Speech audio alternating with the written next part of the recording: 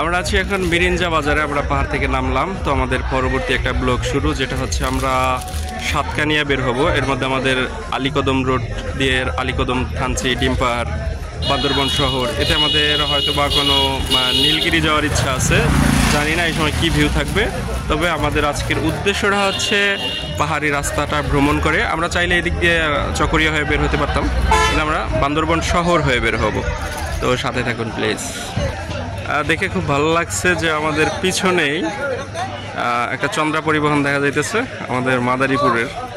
তো দেখে খুব ভালো লাগছে, তারা ওই মিরিঞ্জাতে ছিল রাতে। আর আমরা মোটামুটি গুছ, এখন 10টা 15 বাজে। এখন আমরা রওনা দিব বরাবর মতো। ইনশাল্লাহ সবাই সুস্থ আছি। আমাদের পাহাড়টা বাইক ট্রাকিং বলে, আসলে একটু রিস্কি ছিল। আল্লাহ আল্লাহ করছি যেন বৃষ্টি না হয়, তাহলে বাইক নিয়ে ওইখান থেকে নামা সম্ভব হইতো না। ভাইয়া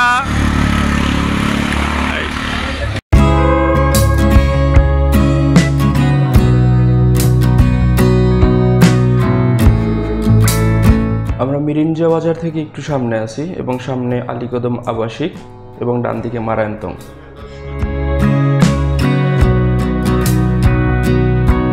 আলীকদমের 10 কিলোমিটার আগে মানে আবাসিক পার হয়ে যে একটা চেকপোস্ট আছে, এখানে আসলে গাইড ছাড়া যাওয়া একটু নিষেধ আছে। তারপর আমরা অনেক রিকোয়েস্ট করে যাই, আমাদের না বলা হয়েছিল, তারপরে একটু সব কিছু যাই না শুনে তারপরে যাইতেছি।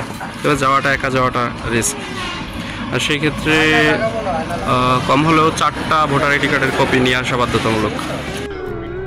ভুল করে আমরা চলে যাচ্ছিলাম পোয়ামুহুরির দিকে। তো আলীকদম বাজার থেকে আমাদের এইরকম বাম দিকে চলে যেতে হবে। বাইক নিয়ে আসলে অবশ্যই সাবধানতার সহিত অবশ্যই বাইক চালাতে হবে, নয়তো বা কিছুক্ষণ পর পর এরকম গাড়ি দেখা যাবে, খুব লোড ট্রাকগুলো উঠে বুঝে নিত। কাজ ছাড়া এই গাড়িগুলো কখনোই উঠবে না। সেই ক্ষেত্রে অবশ্যই সতর্কতা অবলম্বন করে চলতে হবে। আর প্রথমেই অনেক আঁকা বাঁকা রাস্তা থাকে, তো সাবধান।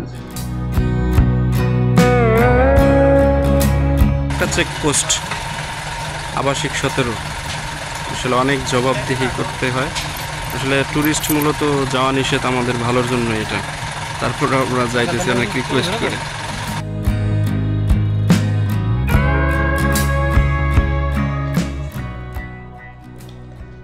অসম্ভব সুন্দর ভিউ আসলে এটা দেখার জন্য এখানে, যদিও ভয় ভয় লাগছিল, তারপর প্রাকৃতিক এই সৌন্দর্য আসলে সৃষ্টিকর্তার মহান একটা দান, এটা সত্যি অসাধারণ। আর আমাদের সামনেই একটা ভিউ পয়েন্ট আছে, তো আমরা সেই ভিউ পয়েন্টে একটু দাঁড়াবো। তো লোকেশন অনুযায়ী তুইলিপ ঝিরি ভিউ পয়েন্ট। তো চলুন প্রাকৃতিক নৈসর্গিক দৃশ্য দেখতে দেখতে আমরা এগিয়ে চলি।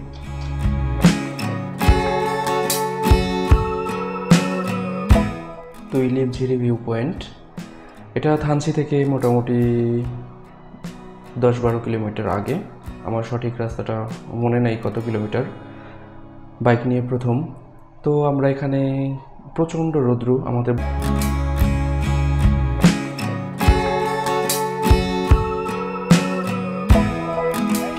একটু ভয় ভয় লাগতেছে, ভয় আসলে ভয় কোথাও দাঁড়াই নাই। তো এই জায়গাটা ফাঁকা দেখে দাঁড়াইলাম, কিন্তু ফাঁকাটাই রিস্ক। আসলে অনেক কথা ছিল, বলতে পারতেছি না, পর্যটক নিষিদ্ধ।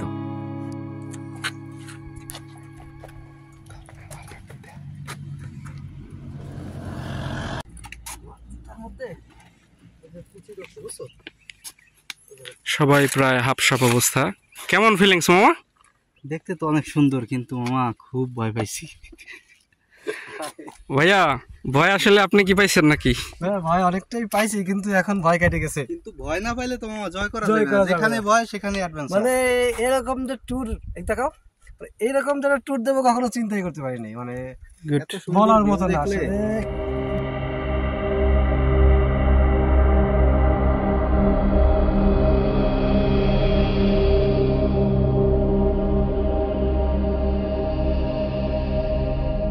এখান থেকে থানচি 14 কিলোমিটার।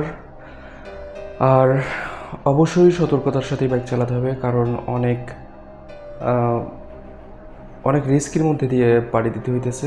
আমার বাইক চলতেছে মাত্র একটা গিয়ারে, এবং সর্বোচ্চ স্পিড দেখা যাইতেছে 20-21, এর উপর কিন্তু উঠাইতে পারতেছি না। তবে মজার বিষয় হচ্ছে এখানে যে প্রোটোকল বাইক মানে ভাড়ায় চালিত যে বাইকগুলা, সেই বাইকগুলো কিন্তু তারা তাদের চেনা পথ, তাই তারা কিন্তু খুব তাড়াতাড়ি অতিক্রম করে যেতে পারে।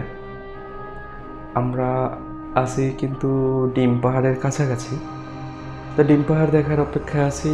তো ডিম পাহাড় সত্যি বলতে আমাদের সাথে কিন্তু তেমন কোনো গাইড নাই, আমরা এই লোকেশন ট্র্যাক করে করে চলতেছি। আর পাহাড়ি অঞ্চলে অবশ্যই নেটওয়ার্কের অভাব, সেক্ষেত্রে কিন্তু আমাদের লোকেশনটা আগে থেকে দেখে আসতে হবে। আর যদি এখানে চিনে থাকে কেউ, তাহলে সেই ক্ষেত্রে পরিচিতর মধ্যে যদি কেউ আসে ট্যুরে, তাদের সাথে আসাটা বেস্ট হবে। তো আমরা আছি ডিম পাহাড়ের কাছাকাছি, তো জানি না ডিম পাহাড় এখনও কত দূর। তো চলতেছি, একটু রোদ্রু ভালোই রোদ্রু আছে, চলুন।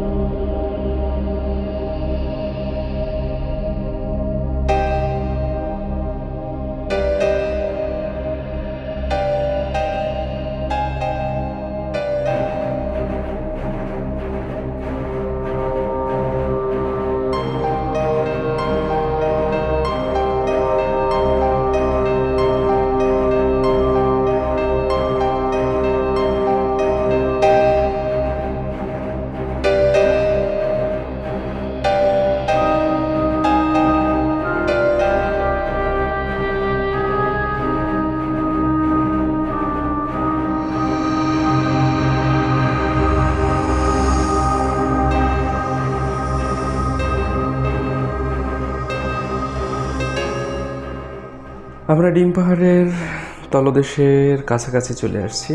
যেহেতু পাহাড় দূর থেকে দেখা যায়, কিন্তু দেখা যায় যে অনেক দূর চলার পরে পাহাড়ের তলদেশে আসতে পারবো, কিন্তু দূর থেকেই দেখা যায়। যদি আপনি থাকেন তাহলে আর মিথ্যা না বলে তো ব্যাক করবো আর কি, আপনি বলে যাবেন। দুঃখিত,